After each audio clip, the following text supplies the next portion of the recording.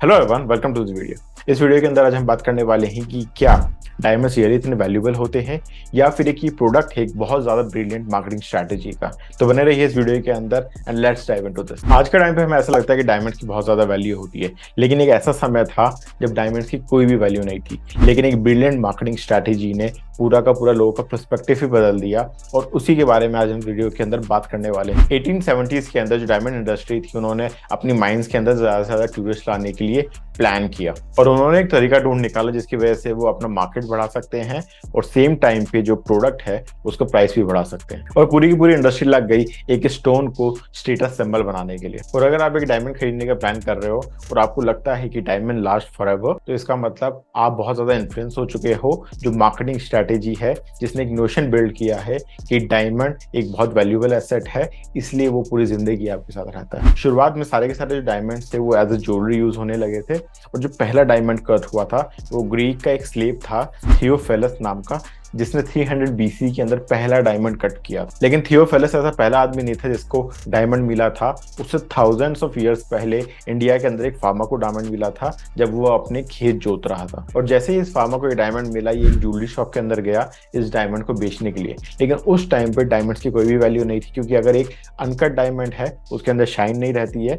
और ऐसे स्टोन जिसको भी मिलते थे वो सारे के सारे गॉड्स को दे दिए जाते थे, मतलब जो टेम्पल्स होते थे, मूर्तियां होती थी, उनको अर्पण कर दिए जाते थे। डायमंड्स की रेपुटेशन है कि वो रेयर है, वैल्यूएबल है और वो एक स्टेटस सिंबल प्रोवाइड करते हैं। और अगर आपको कोई रिंग लेनी है डायमंड की जो 5 कैरेट के अराउंड होगी, वो 3 लाख रुपीज से 30 लाख रुपीज के बीच में रेंज करेगी। तो इतना ज्यादा कॉस्ट होता है एक डायमंड की रिंग का। और जो सिटी के अंदर रहने वाले लोग हैं उनको ही टारगेट मार्केट बनाया जाता है ये डायमंड सेल करने के लिए। और अगर आपको किसी भी चीज को बहुत ज्यादा दाम पे बेचना है तो डेफिनेटली आपको बताना पड़ेगा कि ये चीज बहुत ज्यादा रेयर है। और कोई भी चीज अगर रेयर होती है तो उसकी कॉस्ट बढ़ जाती है। तो कोई भी अगर आपको 30 लाख रुपए की चीज बेचना चाहेगा, लेट्स से अगर मिनिमम भी 3 लाख रुपए की कोई चीज बेचना चाहेगा, तो वो आपसे प्रीमियम तभी चार्ज कर सकता है जब उसकी वैल्यू हो, जब बहुत कम लोग उसको ओन कर सके। और इसी वजह से इसकी प्राइस में ज्यादा इन्फ्लेटेड रहते हैं। और आप ये मान के चलो कि डायमंड सब कुछ है बट रेयर नहीं है। बीयर्स ने एक मोनोपोली स्टैब्लिश की और आपके प्यार को टेंजिबल बना दिया डायमंड्स के थ्रू। और यही उसका मास्टर प्लान था। डायमंड्स की वैल्यू इसी ज्यादा है क्योंकि एक बहुत ब्रिलियंट मार्केटिंग स्ट्रेटेजी का प्रोडक्ट है। आज के टाइम पे अमेरिका के अंदर जितने भी मैरिजेस हो रहे हैं उसके अंदर 75% जो रिंग्स होती हैं उसके ऊपर एक डायमंड लगा हुआ है। बहुत सारे ज्वेलर्स ये कहते हैं कि अगर आप शादी कर रहे हो या फिर आपको किसी को रिंग देनी है तो जो डायमंड है वो चेरी ऑन द टॉप का काम करता है। इसका मतलब जो डायमंड के बिना रिंग्स है उसकी वैल्यू डेफिनेटली रहती है, बट डायमंड लगाते ही उसकी वैल्यू 10x हो जाती है। अर्ली 1900 में डी बीएस जो कंपनी है उसने अफ्रीका के 90% माइंस पे अपना कब्जा जमा लिया और इसी वजह से ये मोनोपोली क्रिएट कर पाए। आज के टाइम पे कार्टेल या किसी मोनोपोली की तरह बिहेव करना डेफिनेटली बहुत अच्छी तरह नहीं देखा जाता, बट 1900s के अंदर ये करना बहुत बड़ा काम नहीं था। आपको डेफिनेटली अगर अपना बिजनेस ग्रो करना है, आपको मोनोपोली चाहिए, तो there were ways you can create monopoly. और उसी वजह से डी बीएस अपनी मोनोपोली स्टैब्लिश कर पाया।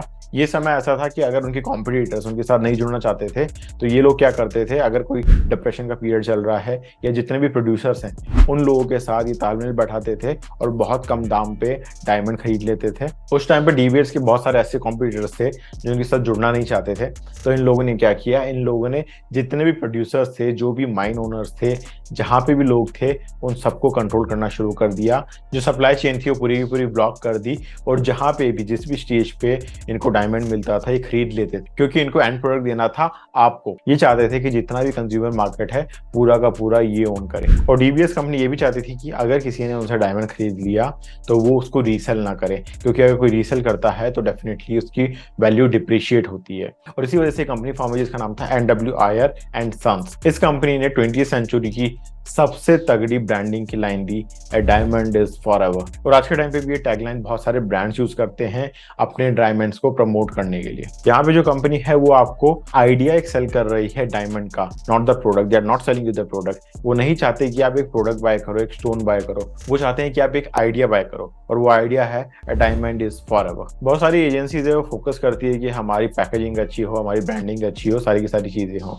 लेकिन आपको देखना पड़ेगा कि जब आप कोई चीज सेल कर रहे हो तो आप उसको एक लाइफस्टाइल का प्रोडक्ट बना दो, उसको लाइफस्टाइल का पार्ट बना दो। क्योंकि अगर जो आपका कंज्यूमर साइड है, अगर आप किसी कंज्यूमर को प्रोडक्ट बेच रहे हो, उसकी लाइफस्टाइल का पार्ट नहीं बनता है, तो वो आपके प्रोडक्ट को वैल्यू नहीं करेगा। वो किसी को दूसरे प्रोडक्ट को वैल्यू करेगा जो उसकी लाइफस्टाइल का पार्ट बन चुका है, जो उसकी लाइफ के अंदर वैल्यू ऐड कर रहा है। और डायमंड डेफिनेटली लोगों की लाइफस्टाइल का पार्ट बन चुके हैं। उनको पता है कि उनके पास अगर डायमंड रिंग्स हैं, उनको पता है कि उनके पास डायमंड ज्वेलरी है, उनका स्टेटस सिंबल यही दिखाता है। और डीबीएस ने बहुत अच्छी तरह कंफर्म किया कि उनकी इंगेजमेंट रिंग्स, अगर कोई भी कपल इंगेजमेंट रिंग बाय करता है, उसको सेल ना करे, क्योंकि उसके साथ एक वैल्यू प्रपोजिशन जुड़ गया है, वो है डायमंड्स आर फॉरएवर। उसके साथ एक फीलिंग जुड़ गई है। और इसी वजह से हमको एक बहुत बड़ा कल्चरल इन्फ्लुएंस भी देखने को बड़ा वेस्टर्न सोसाइटी के अंदर, क्योंकि हमें पता है कि शादियों के अंदर इतना खर्चा होता है। सबको पता है, इस कंपनी को भी पता था डीबीएस को, कि शादियों में अगर इतना खर्चा हो रहा है, लोग इतना खर्चा कर रहे हैं, तो इसको एक परमानेंट प्रोडक्ट बनाए। क्योंकि अगर कोई भी कंपनी, दूसरी कंपनी डायमंड सेल नहीं कर पा रही है, लेकिन जिसने भी अपनी शादी के लिए उसको लिया है ना, वो तो उसको रीसेल कर ही सकता है, राइट। लेकिन डीबीएस कंपनी ये भी नहीं चाहती थी कि उनका डायमंड रीसेल हो, इसीलिए उन्होंने जो पूरा का पूरा कल्चरल शिफ्ट है वो किया अपनी मार्केटिंग स्ट्रैटेजी से। और डीबीएस के जो कैंपेन्स है वो बहुत ज्यादा इंक्लूड करने लगे लोगों की लाइफ में। लोगों को पता भी नहीं चल रहा था कि उनकी लाइफ में कितना ज्यादा इन्फ्लुएंस दे रहे हैं। डीबीएस ने देखा कि जितने भी लेडीज थी, जितनी भी औरतें थी, अगर वो कुछ प्रोडक्ट ले रही हैं तो वो सस्ते से सस्ता लेने की कोशिश कर रही थी। आज के टाइम पे आप लेडीज को कंपेयर मत करो, ये आज से 200-300 साल पुरानी बात है। उस टाइम पे जब लोग लेते थे तो सोचते थे कि मैं सस्ते से सस्ता लूं अगर मेरे को ये प्रोडक्ट चाहिए खुद के लिए। तो इन्होंने पूरा का पूरा जो मार्केटिंग कैंपेन था उसको शिफ्ट किया और उन्होंने इसको सरप्राइज प्रपोजल की तरह दिखाना शुरू किया। अगर आप किसी को सरप्राइजेस दे रहे हो तो it should be worth it. तो इन्होंने जो परचेजिंग पावर थी वो लेडीज के हाथ से, जिनको रिंग्स ज्यादातर बाय करती थी अपने फियांसे के लिए या खुद के लिए, वो परचेजिंग पावर मैन के हाथ में दे दी। और ये परचेजिंग पावर मैन के हाथ में कैसे गई? by giving them an idea that you can give proposals by surprise। आप अपने लव्ड वन को सरप्राइज कर सकते हो एक प्रपोजल के साथ, एक रिंग के साथ। तो पूरा का पूरा एक मार्केटिंग कैंपेन चलाया गया जिसकी वजह से ये पॉसिबल हो। और फाइनली आपको पता है कि इन्फ्लुएंसर मार्केटिंग आज के टाइम पे कितनी ज्यादा पॉपुलर है। यही इन्फ्लुएंसर मार्केटिंग कंपनी ने यूज की आज से 200 साल पहले, ये बताने के लिए लोगों को कि आपका स्टेटस सिंबल कितना बढ़ जाता है, how much it values because celebrities are wearing it. अगर लोग पहन रहे हैं, अगर औरतें पहन रही हैं, अगर जो टॉप सेलिब्रिटीज है वो पहन रही है और आपको दिखा रही हैं कि we have a product that value so much, that contain so much value, तो लोग डेफिनेटली इन्फ्लुएंस होके ये चीजें बाय करने लग जाते हैं। और जो डीबीएस की मार्केटिंग एजेंसी थे आया, उन्होंने 125 न्यूज़पेपर तक ये पूरा का पूरा जो कैंपेन था चलाया और दिखाया कि जो टॉप सेलिब्रिटीज हैं उनके प्रोडक्ट यूज कर रही हैं and they value it so much कि जो लोग पढ़ते हैं पूरे दिन न्यूज़पेपर, जो मैन पढ़ते हैं, जो वीमेन पढ़ती है, उनके दिमाग में इम्प्रिंट हो जाए that what value the stone holds. और इन स्ट्रैटेजीज की वजह से डायमंड बहुत ज्यादा वैल्यू होल्ड करने लगी इन सारे के सारे मार्केटिंग कैंपेन से। मार्लन मोरे से लेकर जेम्स बॉन्ड की फिल्म तक ये डायमंड देखे जाते थे उस टाइम पे। जो डी बियर्स है वो 35% शेयर के साथ आज भी one of the biggest organization है जो डायमंड डेफिनेटली सेल करती है पूरी दुनिया के अंदर। लेकिन ये 20th सेंचुरी के अंदर 90% था। तो आप देख सकते हो कि आज भी उनका एक बहुत बड़ा इन्फ्लुएंस है पूरी की पूरी डायमंड इंडस्ट्री के ऊपर। और डेफिनेटली ये केस स्टडीज के अंदर पढ़ाया जाएगा, जो बिजनेसेस के अंदर है, जो मार्केटिंग के अंदर है, जो एमबीए कर रहे हैं, क्योंकि ये जो लेगेसी है डीबीएस कंपनी की वो रहेगी जब तक मार्केटिंग है, जब तक बिजनेसेस थ्राइव कर रहे हैं। और जो डीबीएस कंपनी है वो आज भी, उनके पास सिर्फ 200 कॉर्पोरेशंस हैं जो उनसे रॉ डायमंड बाय कर सकती है।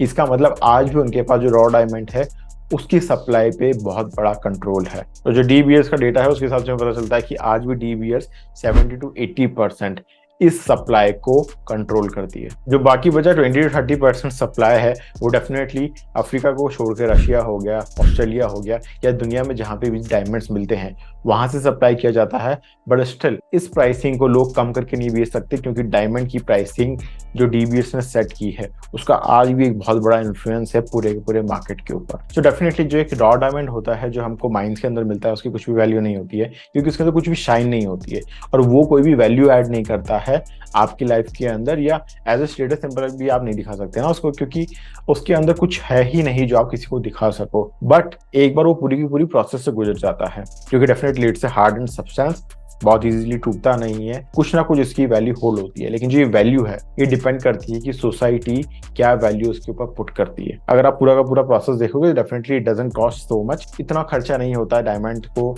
रॉ से एक उसको यूजेबल या जेम के अंदर यूज करने वाला डायमंड बनाने के लिए। लेकिन जो उसकी वैल्यू है फिर भी बनी रहेगी, क्योंकि एज अ सोसाइटी हमने एक उसको वैल्यू असाइन कर रखी है। अगर आपको ये वीडियो अच्छी लगी तो please like this video. Comment के अंदर बताओ क्या डायमंड की रियल में इतनी वैल्यू होनी चाहिए, अगर होनी चाहिए तो क्यों नहीं चाहिए, और नहीं होनी चाहिए तो क्यों नहीं होनी चाहिए।